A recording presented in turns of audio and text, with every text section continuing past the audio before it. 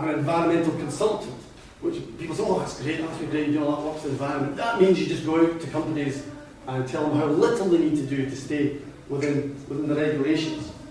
And this was brought home to me at a job I did. One of my first jobs I did actually, I was told to go out to this factory. I was a bit wet behind the ears. Go out to this factory, we've got a problem, some of the workers on the process line have a problem with dermatitis, skin complaints.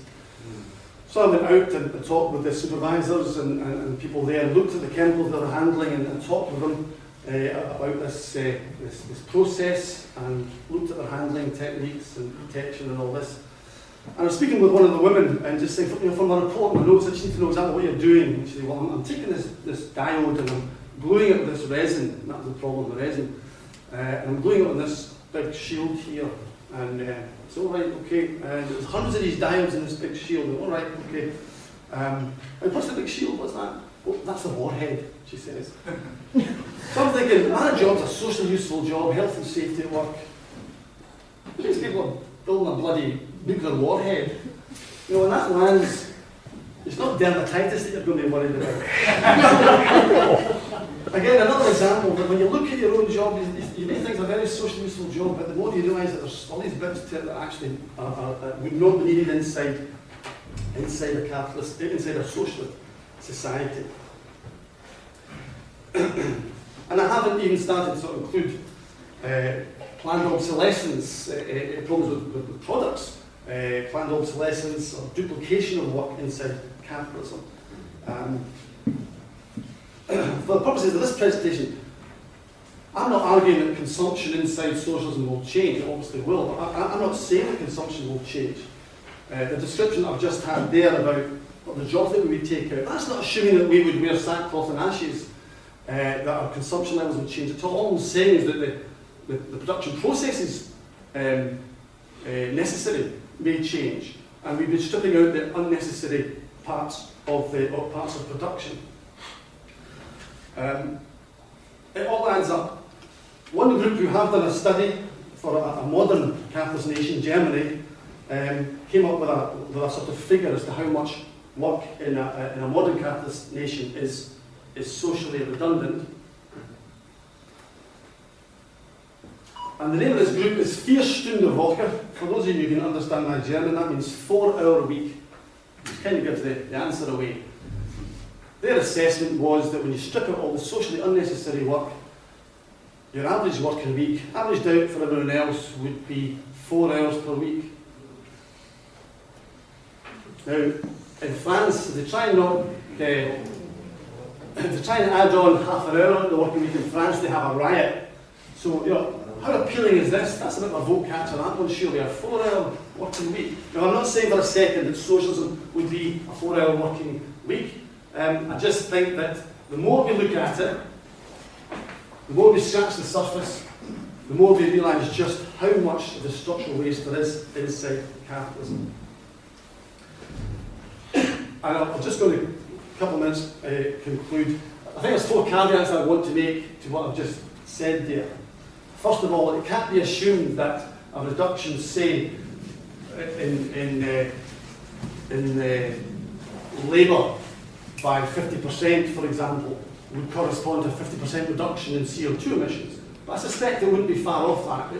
I think the two would correlate fairly well. Obviously, not all jobs have a similar CO2 footprint, but I think the correlation would be fairly similar.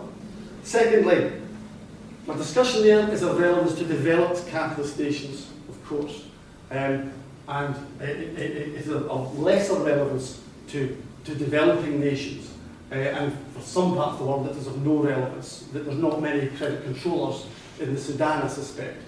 But nonetheless, I do think that when you actually look at the whole sum, when you add it up, because the vast majority of CO2 emissions are coming from the developed nations, if we're able to strip out all this unproductive activity, socially useless activity, it would make an immense difference to the global CO2 contributions.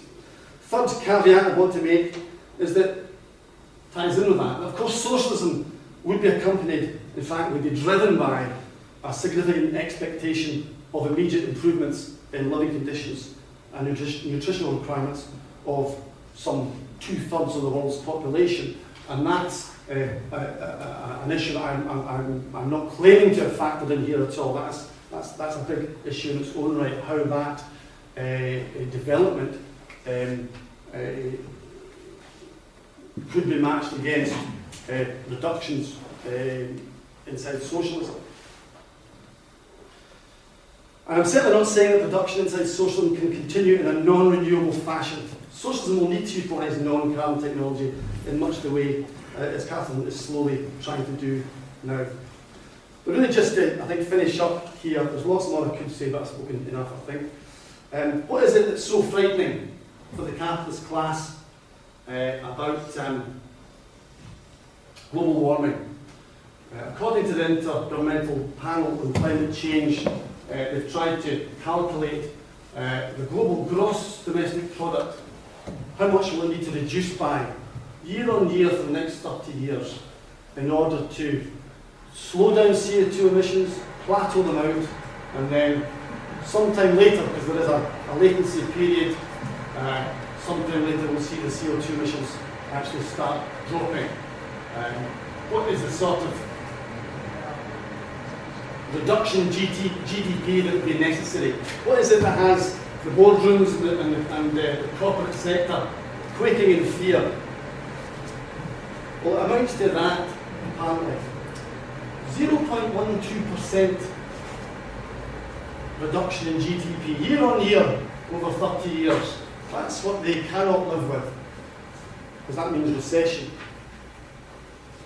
Because capitalism is geared to growth. Now, just to put this into context, that's a little over 1,000th of a reduction. That's equivalent to you knocking off from your work every day early by about 30 seconds out of your 8-hour day. You add that up over 30 years and you end up knocking off maybe at 4:45 rather than 5 o'clock. So that wouldn't cause me any problems. It seems to be causing the capitalist class immense problems. In summary, you'll be glad to hear, capitalism is intellectually bankrupt. Remember Sir Nicholas Stern's profound difficulties? It's a society that once was revolutionary, but it's now decadent. 5 blades on your shading experience. It's increased our ability to produce wealth, no doubting that, but now has simply no handle on what to do with it. It just can't get the wealth to those who actually need it. It's creating more and more stuff, but production is less and less the solution, and more appears to be becoming part of the problem. Capitalism has served its function. We're fiddling while Rome burns, we're producing while the globe warms. On the one hand, it's trying belatedly to address global warming issues, but on the other hand, it's still trying to pump more stuff into us. As time now is starting to run out, and for some societies, as Glenn mentioned, some communities, it's becoming critical. Capitalism then is a society that is well past its sell-by date. Thanks. I was taught when I did school certificate in 1942 that the carbon dioxide content of the atmosphere was 0.02%. It's now 0.03%. That is a 50% increase. Looking at the various temperature changes, there are a whole series of thermal changes that have taken place in the past several million years. And if you, in fact, to interpret that, for example, Somerset and New Codorniu lay down in hot desert condition, Devon, the old red sandstone, ditto. And you plot those temperatures on a log basis, you get a whole series of sequences. And the point is, at what point now are these temperature changes overseeing the basic normal geological changes?